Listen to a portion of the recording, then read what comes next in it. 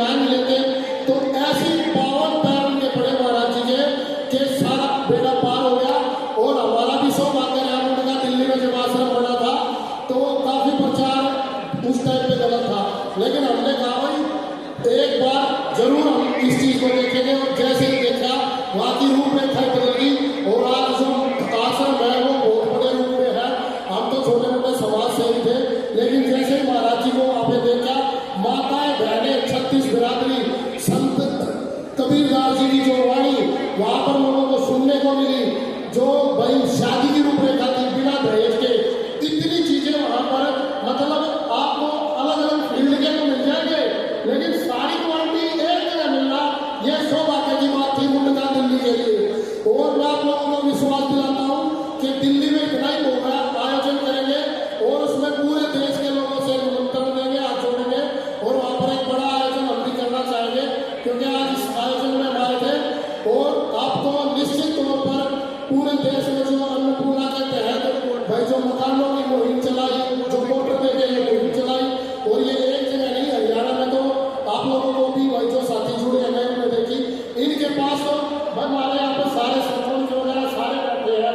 भाई एक नेता तो 50 बार का हमारे साथ एमपी है दिल्ली में, केजरीवाल जी भी रहे, कांग्रेस भी रही है, बीजेपी है, एक बार मोटर की गया, 2 बार का, तीसरी बार फोन ठाणे छोड़ गया। और आपने ऐसी जगह देखी है कि बिना कहते मोटर पाइप को पहुंचा और लगाने वाले भी बड़ा पहुंचा और पानी का लगाना तेरा नहीं पड़ता, आप तो सीधा ताले लगाओ और ट्रैक्टर तक ही मोड़ चले जाओ।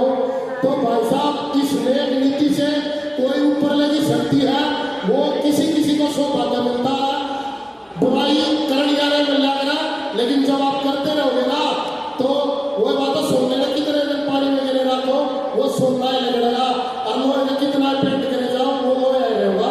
समाज सेवा जो सच्चाई से की जाती है उसको कोई ठुकरा नहीं सकता, और जो झूठ से की जाती है वो तुरंत दब जाती है। सत्य को दबाया जा सकता है, छुपाया नहीं जा सकता, उसकी जीत होती है। और आप सभी से निवेदन है, जब दिल्ली में प्रोग्राम होगा हमारा भी सौभाग्य रहेगा, आप सभी वहां पर आए, और सभी सरपंचों, सारी सरदारी, सबका बहुत बहुत धन्यवाद। और देसी घी का खाना मिल रहा है, प्रसाद मिलता है।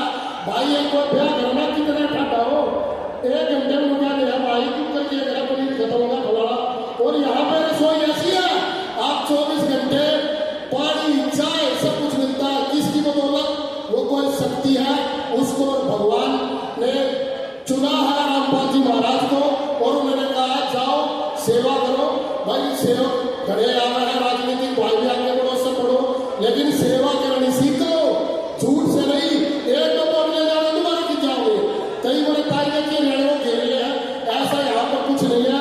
सबको एक दृष्टि से देखा जाता है, बाल बेटी छोटा बच्चा कोई भी हो, सब एक दृष्टि से देखे जाते हैं।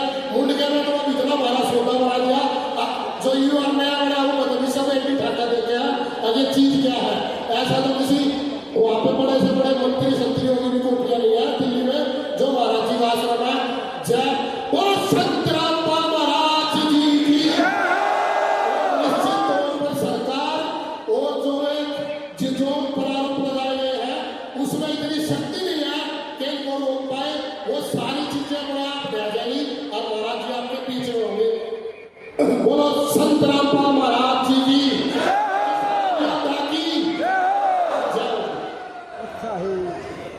भाई विजय मान जी का वक्तव्य सुना, भाई साहब ने कहा कि बहुत बड़ा आयोजन दिल्ली में करेंगे, बहुत ही खुशी की बात है। तो भाई साहब मैं आप लोगों को बता दूं, गुरु जी के नाम का तो 10 आयोजन हो गया, हमने नहीं सोचा ना छोटा सा सम्मान समारोह कराएंगे। गुरु जी की इतनी मेहर वो है, छोटे तो बड़ा देखो करा दिया कभी, जो इतनी सरदारी आ गई, इतनी खापे आ गई, इतने गणमान्य व्यक्ति आ गए, इतनी पवित्र आत्मा आ गई, तो गुरु जी का नाम लेकर तक वो आयोजन रखा जा, बस वो भव्यता हो गया है।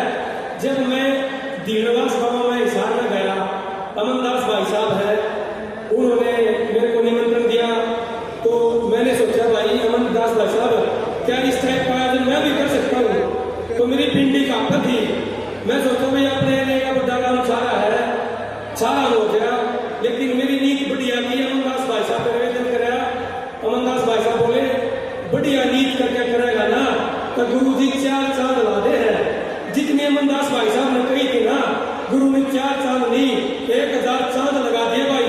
जो गिरावट ये इतनी पवित्र आत्मा तो भर दिया, अब भाई करा दिया कति इस तो एक बात